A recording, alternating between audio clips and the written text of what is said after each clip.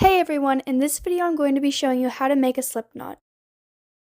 So what you're going to do is you're going to take your right thread and loop it over your left thread,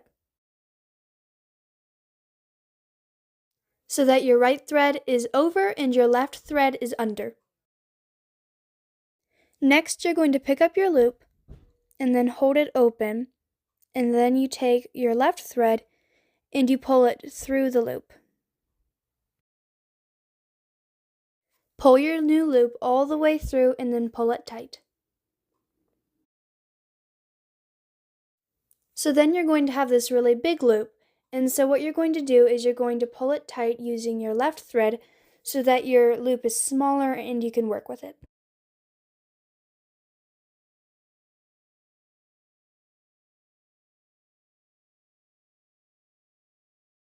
And that's it. Thank you so much for watching. Please remember to like and subscribe.